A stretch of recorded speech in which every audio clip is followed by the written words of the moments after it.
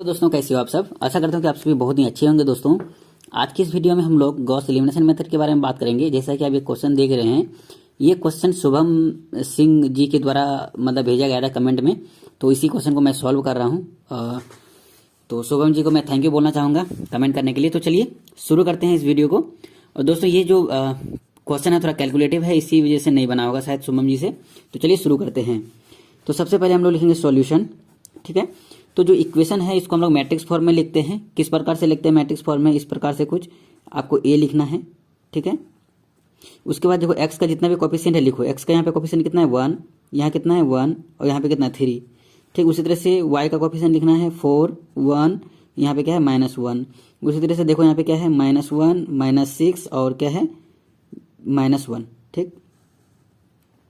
ये हो गया। उसके बाद एक होता है दोस्तों बी मैट्रिक्स, ठीक है।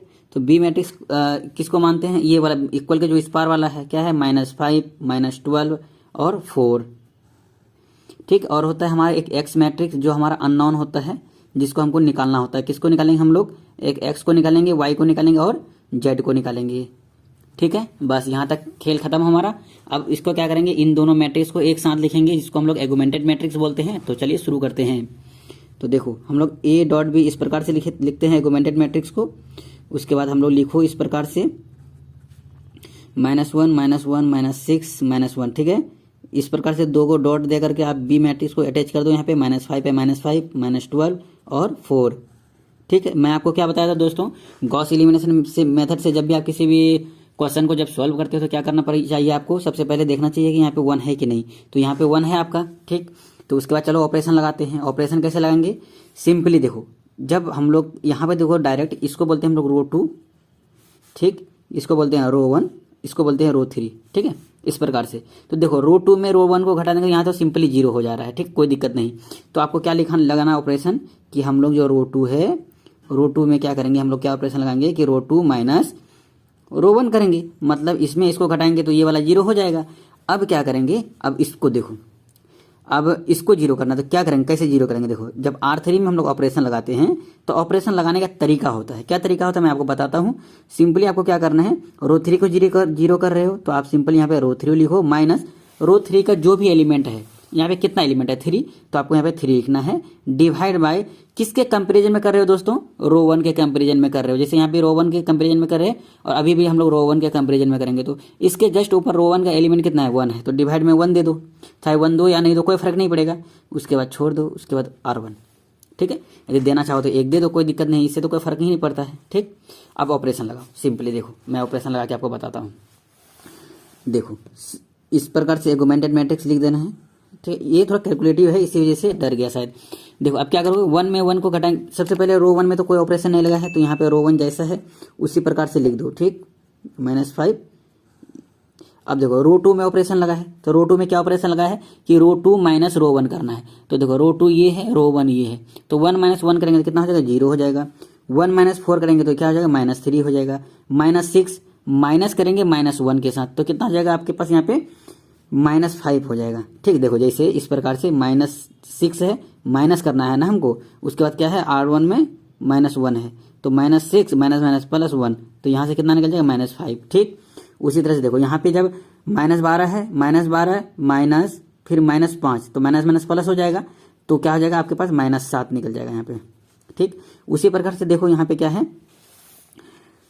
क्या करना है R3 में क्या ऑपरेशन लगाना है कि R3 - 3R1, तो R3 का मान कितना है? देखो R3 का मान यहाँ पे कितना है, R3 का मान है 3 माइनस 3 इंटू R1, इसके जस्ट ऊपर R1 का मान कितना है 1, तो देखो 3 - 3 हो जाएगा, यहाँ पे 0 हो जाएगा, तो यहाँ पे हमारा 0 हो गया, ठीक। उसी तरह से यहाँ पे लगाओ, तो R3 है तो R3 के जब क्या रखेंगे -1, फिर माइनस है 3 है इंटू 3 इंटू R1, इसके जस्ट ऊपर R1 कितना है 4 है, तो यहाँ से करो कितना हो जाएगा -1 -12, तो क्या हो जाएगा -13 हो जाएगा, यहाँ पे -13 हो गया, ठीक। उसी तरह से इसको करना है तो क्या है R3 की जगह पे -1 रखो, -1 -3 इंटू R1, इसके जस्ट ऊपर R1 कितना है -1, यहाँ पे लिखे -1, तो क्या हो जाएगा -1 माइनस +3, तो क्या हो जाएगा यहाँ से दोस्तों आपका वो हो जाएगा आपके पास +2, ठीक। इतना हो गया आपके पास। अब देखो उसी तरह से यहाँ पे लगाओ, R3 की जगह पे क्या रखो 4 माइनस 3 इंटू R1 के जगह पे -5, तो हो जाएगा 4 माइनस माइनस माइनस प्लस हो जाएगा, 5 या 15, 15 4 19, इस प्रकार से।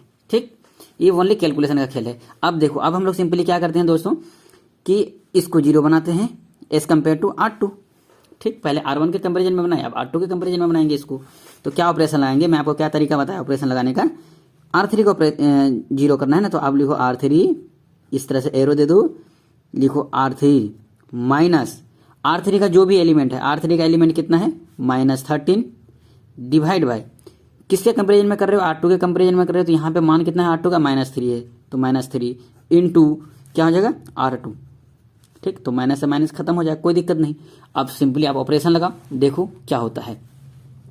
सिंपली आपका जो है 1 और 2 में तो कोई चेंज होगा नहीं, तो 1 4 -1 डॉट -5 इस प्रकार से हो जाएगा। और यहाँ पे क्या हो जाएगा 0 -3 -5, उसके बाद यहाँ पे क्या हो जाएगा -7। ठीक, अब आपका जो भी चेंजेस होगा आपका क्या होगा, इसमें R3 में चेंजेस होगा।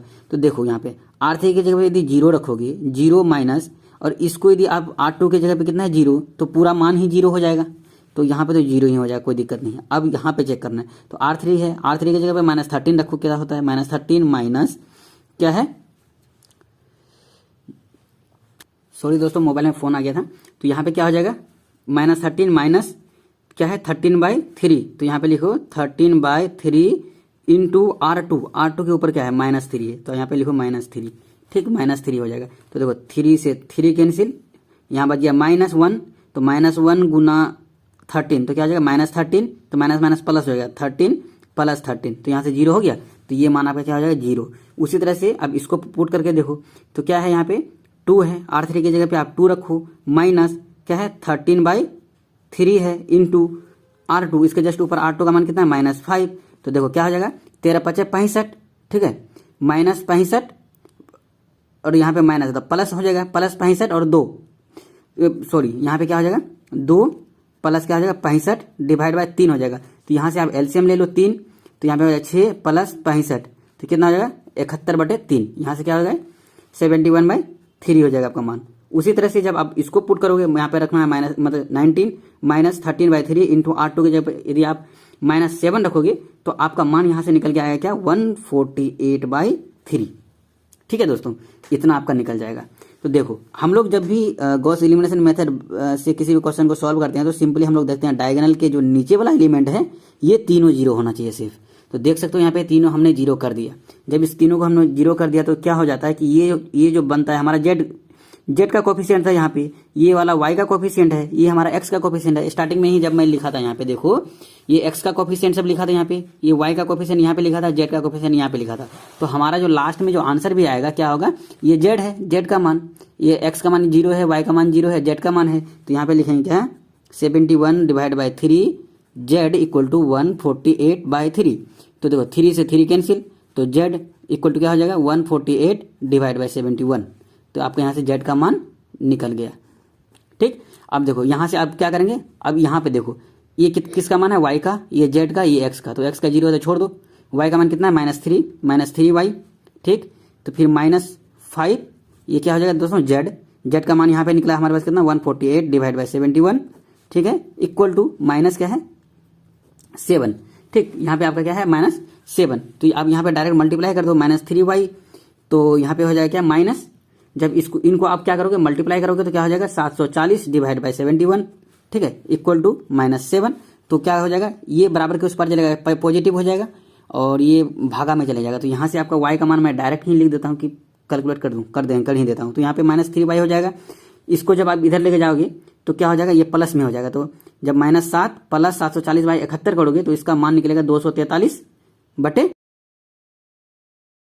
तो चलिए दोस्तों इसको आप नेक्स्ट पेज में सॉल्व करते हैं। -3y equal to 273/71। ठीक है, तो अब क्या करोगे यहाँ पे दोस्तों, सिंपली ये गुना में है -y, तो इधर लेके आ जाएगा आपका क्या हो जाएगा भागा में आ जाएगा। तो क्या हो जाएगा यहाँ पे y equal to 243 divide by 71 गुना -3 हो जाएगा। ठीक है, -3 को यहाँ पे भागा में ले लिए, तो यहाँ से क्या हो जाएगा 3 बार से काटो कितना हो जाएगा 8, 81 बार कटेगा। तो y इक्वल टू क्या निकलेगा दोस्तों यहाँ से 81 डिवाइड बाय -1 बच गया यहाँ पे, तो -1 बच गया। ठीक, तो 71 गुना -1 तो क्या हो जाएगा -71, ठीक, -71। तो y का मान कितना निकल गया दोस्तों, -81 डिवाइड बाई 71, ठीक है। तो अब हम लोग क्या करेंगे दोस्तों, हमारा y का भी मान निकल गया, z का भी मान निकल गया। अब हम लोग क्या निकालेंगे, x का मान निकालेंगे। तो x का एलिमेंट कितना था, इधर हमारा 1 था, तो 1 हो जाएगा x। चलो मैं आपको दिखाई देता हूँ। तो देखिए दोस्तों, यहाँ पे हमारा क्या है, x का मान 1 है, तो हम लोग लिखेंगे x plus 4y minus z equal to -5 लिखेंगे, ठीक है। तो z का मान जो है वो लिख देंगे, y का मान जो है लिख देंगे, और x का मान हमारा निकल जाएगा। तो चलिए x हो गया प्लस 4y, तो y का मान हमारा निकला है यहाँ पे -81 डिवाइड बाई 71, ठीक है। फिर क्या हो जाएगा, हमारे पास क्या था, -z था, तो -z का मान हमारा क्या निकला था, z का मान हम लोग का शायद निकला था 148 डिवाइड बाई 71, यही निकला था दोस्तों, इक्वल टू क्या हो जाएगा -5। तो यहाँ पे क्या करो, सिंपली x प्लस इसको गुना कर दो, क्या हो जाएगा 4 एकम 4, 8 चौक 32, कितना हो गया दोस्तों, मतलब कि 324 हो गया। तो -324 हो जाएगा, क्योंकि plus minus minus, divide by 71, फिर माइनस क्या हो जाएगा 148 डिवाइड बाई 71 इक्वल टू -5। अब यहाँ से एलसीएम लेके क्रॉस मल्टीप्लाई कर दोगे, ठीक। तो यहाँ से आपका x का मान निकल के आएगा, वो निकल के क्या आएगा, वो आएगा 117/71, ठीक। तो इस प्रकार से दोस्तों हम लोग x, y और z का मान हमने क्या किया, निकाला। तो दोस्तों आशा करता हूँ यह वीडियो आपको बहुत ही बेहतरीन लगा होगा। यदि अच्छा लगा हो तो please like share and subscribe जरूर करना। इसी के साथ मिलते हैं नेक्स्ट वीडियो में, तब तक के लिए जय हिंद, जय भारत।